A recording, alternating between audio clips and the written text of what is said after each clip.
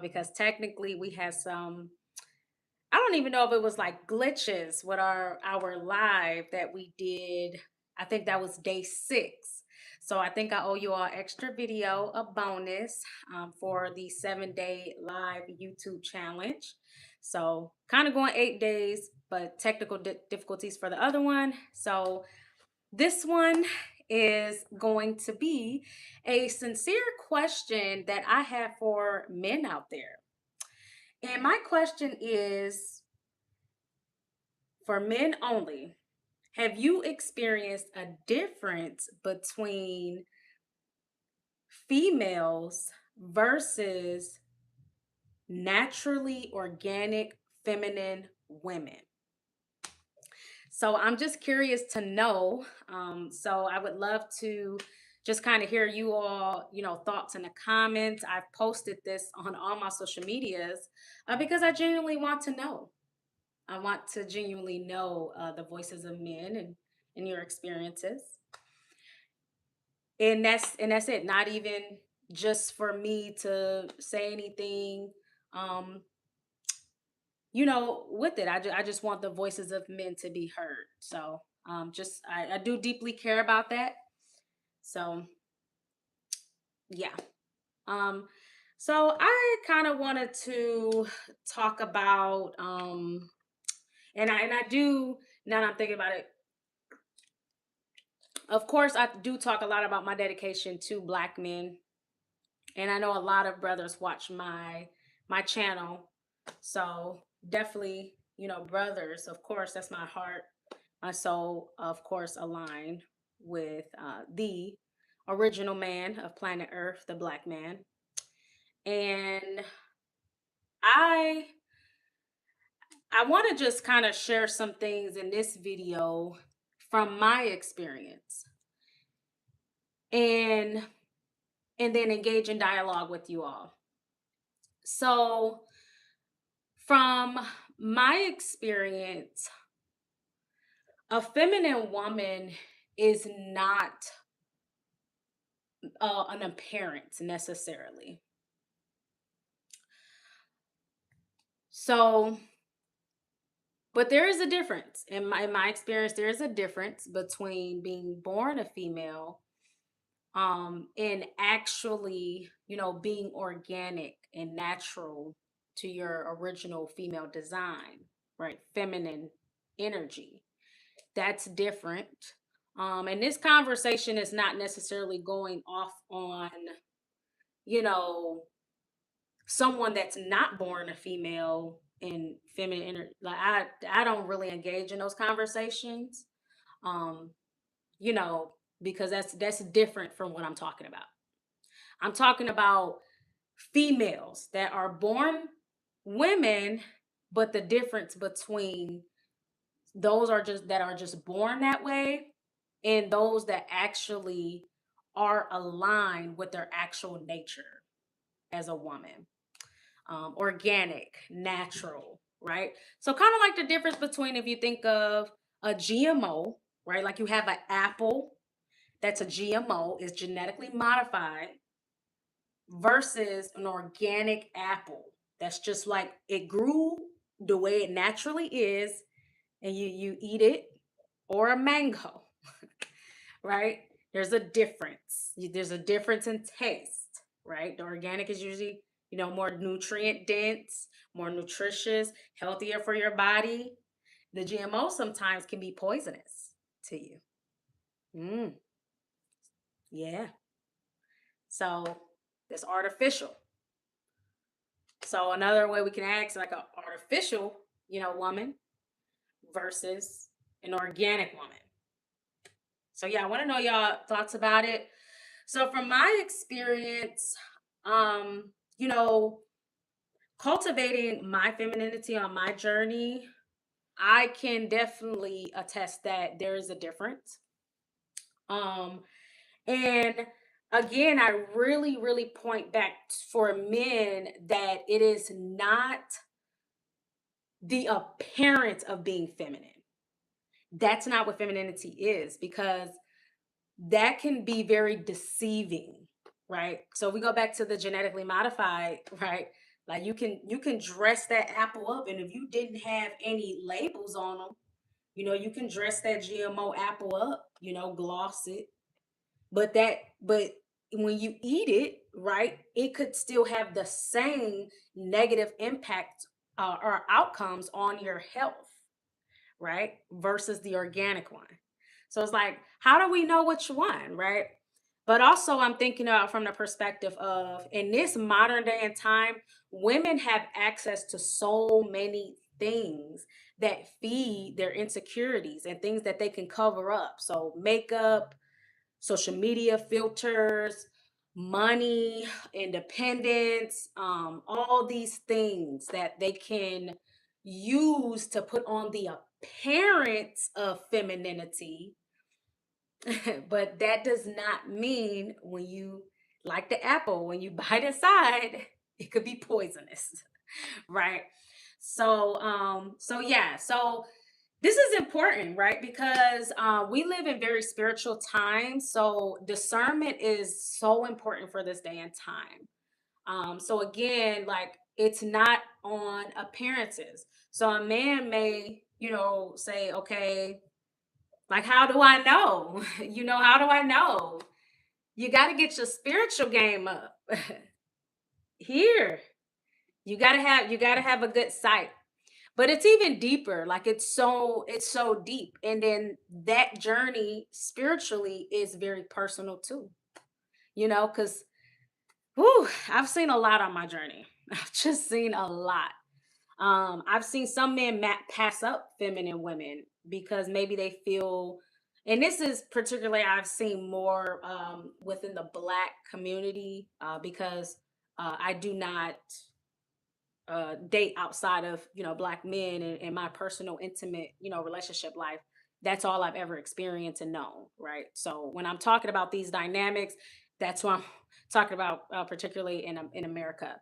So I have noticed, like, sometimes like brothers may pass up, a feminine sister. I have seen it on my journey. And maybe it's because they felt unworthy, or they couldn't detect her because their predisposition towards what a natural organic Black woman looks like is off. And so, we are the manifesto of our reality. So whatever your image of, if that's what you want, you're going to manifest that for your life. If I've been through it, y'all. I've been through it. I've seen scenarios where a Black man, where if he grew up, and he grew up more suburban, suburbs, and you know, had not a lot of intimate experiences with Black women. Um, because maybe he went into, mixed schools or whatever the case may be. Um, and even just grade school, whatever. Not a lot of interactions, maybe because he's introverted or whatever. But it's like his desire is like, oh, I want like what's like a ghetto film, like Baby Boy, like, oh, I want like a Yvette from Baby Boy, or um like, and then you get a Black woman and she doesn't match that predisposition of an image that you have, and then so you could reject like a feminine woman because you're like, no, I want this thing that I've seen on TV as a representation of what a Black woman is, and that's distorted, you know so this gets really deep, y'all. This is so deep, this is so deep, but I was curious to know, some experiences, with that, because it matters. I think that it is the time that men need to start, and men have, with using their voice, especially like in healthy ways for us to achieve balance, and that's, I'm doing my part on working towards a more balanced world. So yeah, and we have a lot coming up for the Mahi community. So really stay tuned, okay? Like seriously, we have a lot going on. So just be on the lookout for June. I'm going to be sharing some exciting news. Okay, so be on the lookout for that. And yeah, and I think ultimately when I think about my womanhood journey and my femininity, I was just like seeing what an organic African indigenous woman looks like. I was like, Psh, that's yeah. I see why they had to try really hard to tear that down. Um, yeah. And just a moment that I had today with my sister at Casablanca Herbal Shop, in North Carolina. Of course, that's from my hubby, master herbalist, number one sea moss vendor in the Carolinas. He's doing great work out of there. So I connected with her today there, and a sister, she's a reflection of me. And, it's just those moments where you're just like, this beauty, it's just unmatched. It almost feels unearthly, to be honest.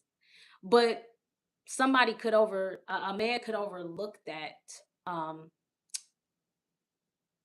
if he has not done enough inner work, um you know and especially your perception of women, especially women that look like you know so so it's a beautiful thing. I think when I went into my journey on womanhood and femininity, it was nothing external.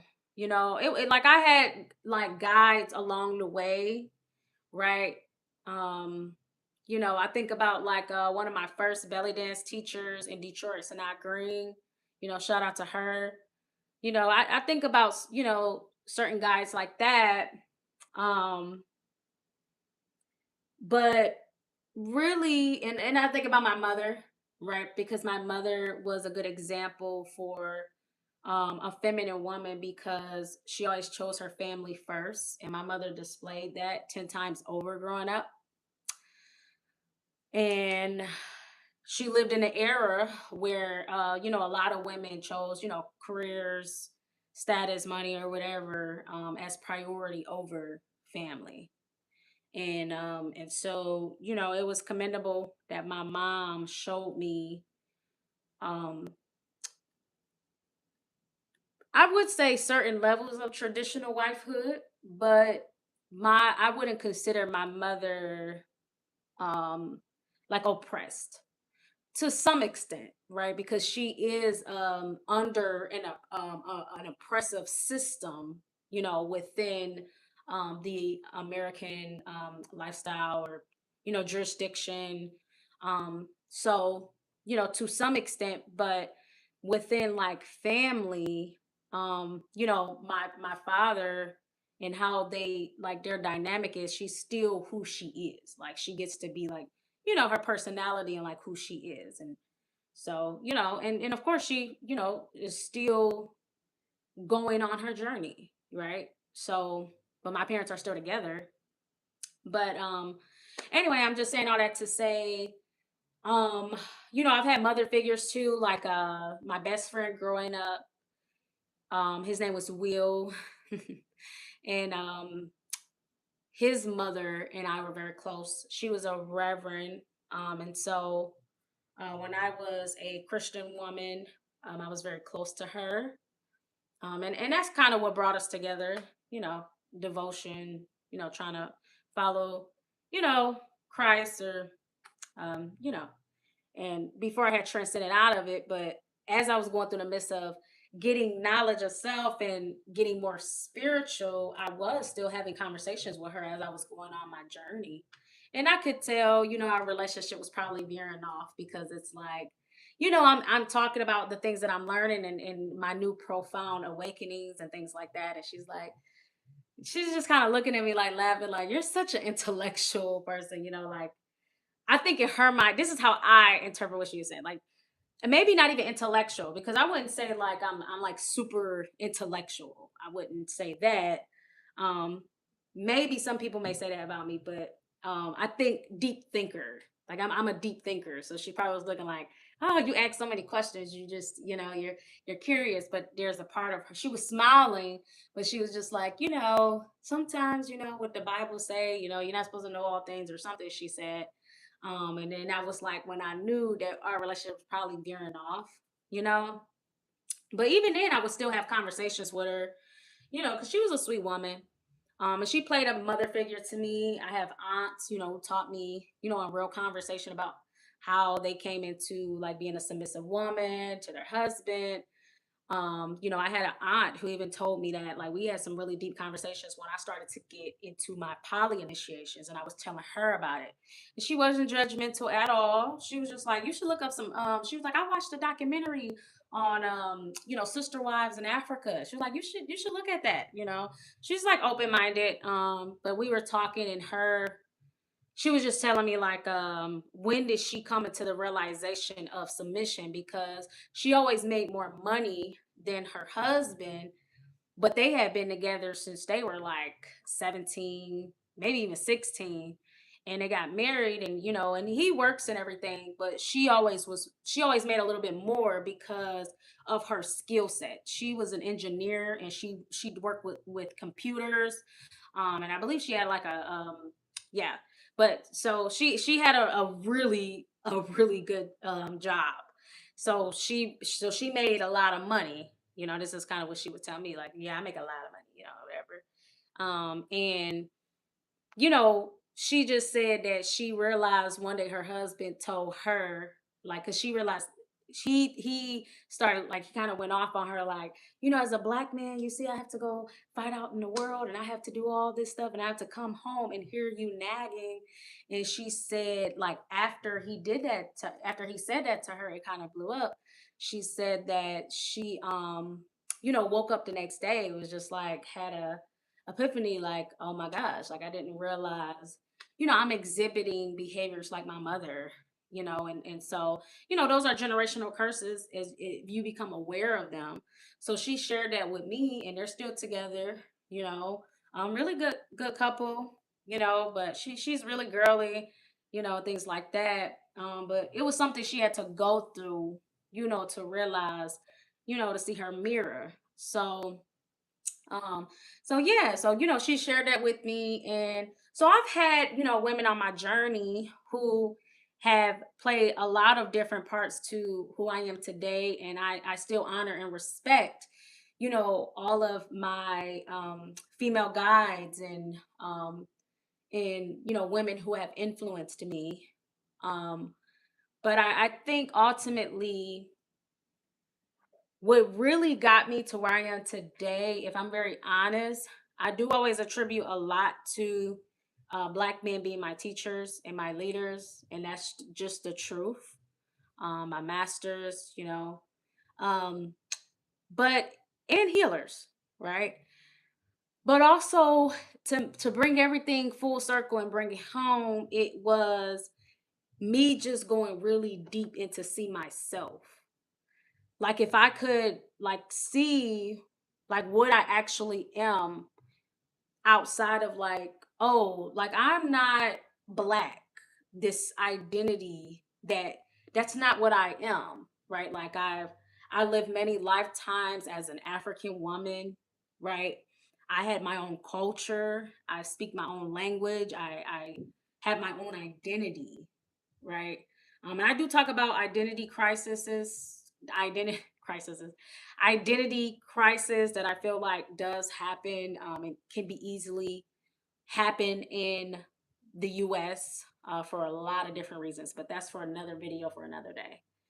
But the reality is that if I could see myself in who I actually am, right, this African indigenous woman, then I'm like, that's the highest level of beauty and femininity. I think that could even exist here on earth for me, so I was just like, as soon as I could see what it was, which is who I am and what I am, then I was like, okay, this is real, So that's been my full story.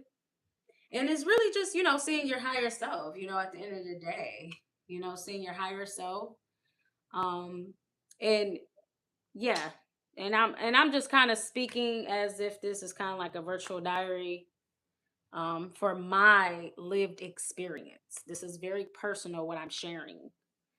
So yeah, I realized it was all in my DNA. It was all there the whole time. So life experiences just trying to bring what's already in out so that we can see it, right? And so to all the brothers out there, I guess my biggest thing that I guess a piece of wisdom that let me see that I would share is to go within. And if you can find that part of you, right, then you can match that frequency, right? You become that. So, and me and my husband, we'll probably have to do that another time, but we were doing a video talking about that, like becoming that loving relationship. Like my husband has done that inner work, and it's so funny because we talk about this often because I'll see old posts that he had did like 6 years ago, and it'll be about love and manifestation, all these things, and he really manifested our marriage. Like he really manifested our union. Like it was very beautiful. And so did I, right? You just keep following, what's right. Like what do you feel was really meant for you, you know? And without fear, you know? So getting over our fear of our higher selves, right? Because we are God, right? And not from an ego. No. It just means every time I look in the mirror, I see a reflection of the Most High in me. That's all that means. So naturally, if you follow that, you'll be as a woman feminine, as a man masculine, following your divine path. So stay tuned, guys. That was a bit of story time I wanted to share with you all. And for any one-on-one spiritual consultations, you can schedule those with me on my website, AshaSekhmet.com. And I am so excited to share all the good things with you all. So make sure you really tap in, stay tuned. Divine Community ebook. Look at the library of courses that we have on school. We have the recording, poly workshops, just a lot of information. Okay. So giving you all the tools so that you can really tap into self mastery. That's what we're about as well. All right, make sure you like this video, subscribe to my channel, and I will see you all in the next video.